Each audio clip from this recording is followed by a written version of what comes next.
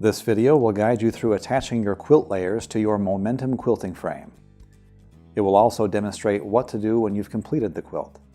We recommend that you start with some practice material so you can become familiar with the quilting frame before you do your first quilt. There is more than one order in which to install your fabric layers. Any order will work as long as the correct layer is placed on the correct rail with the correct side facing up. Installing your fabric to your frame is easy thanks to the FabriFast rail system. You can use the included FabriFast tool to attach your cloth leaders or fabric to your frame. If you prefer, you can also use Velcro to attach your fabric to your frame. Before we begin, here are some helpful tips for preparing the quilt layers for machine frame quilting. Cut off the selvages of your fabrics. These can make the quilt layers tighter when left on. Use a longer stitch length when piecing your quilt layers so your seams will lay flat. Open your seams and iron them flat before putting your quilt on the frame. This will make them easier to quilt over. There are 3 fabric layers to a quilt: the backing layer, the batting layer, and the top layer.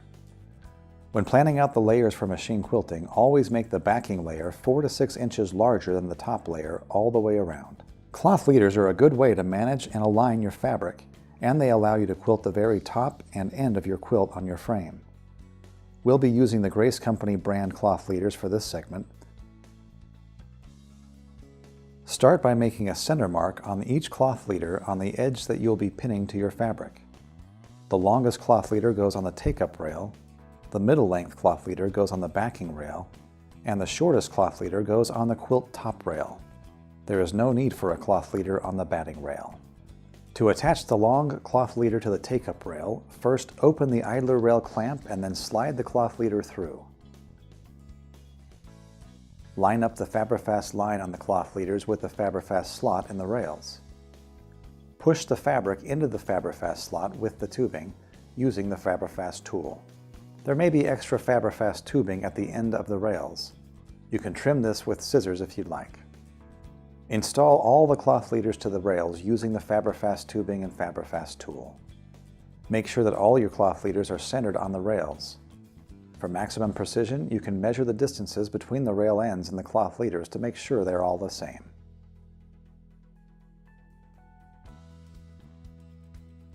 Now we'll pin the fabric layers to the cloth leaders. We'll start with the backing layer. First, mark the center of the fabric so that you can match it up with the center of the cloth leader. Pin the backing layer to the cloth leader on the take-up rail. Start by lining up the center marks on the top layer and the cloth leader, and then pin the fabric together starting from the center and working your way towards the edges.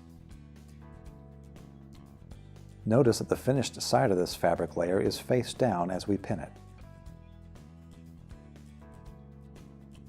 Once the backing layer is pinned to the cloth leader on the take-up rail, close and lock the idler rail clamp, then turn it a full rotation until the lock pin engages again, and the leader and fabric are wrapped around the idler rail.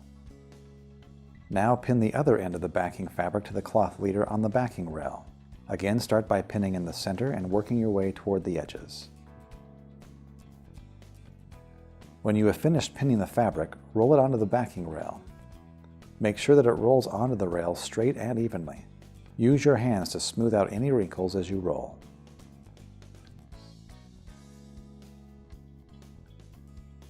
We'll now put our batting on the frame. First, mark the center of the batting's edge with a pin. Then lay it flat and centered over the backing layer. Now insert the other end of the batting between the backing and the quilt top rails.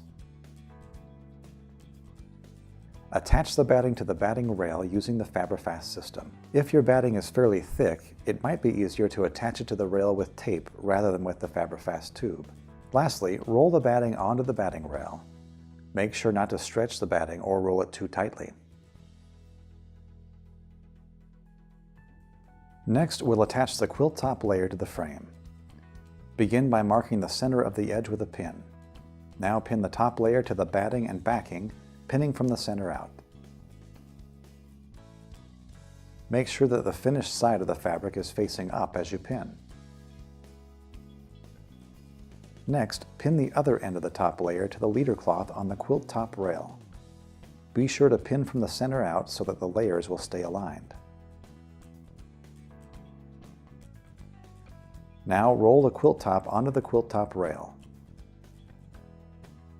Smooth out any wrinkles as you roll.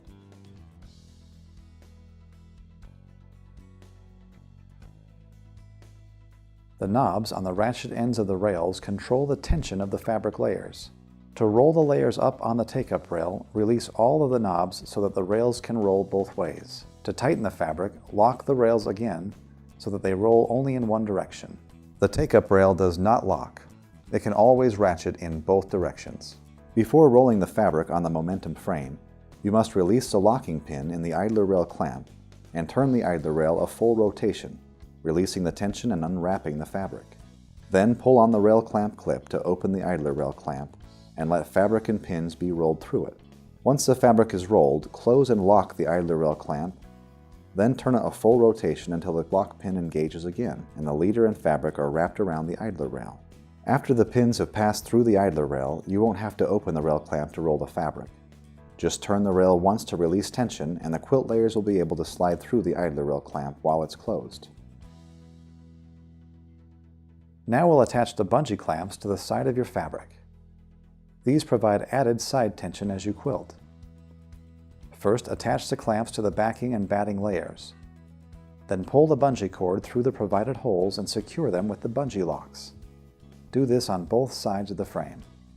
Remember to remove the bungee clamps while rolling your quilt. When you get to the end of your quilt, unpin the quilt top layer from the cloth leader on the bottom. Then repin the top layer to just the batting and backing and finish the quilt. After getting familiar with this process, we know you'll enjoy many projects on your Momentum quilting frame.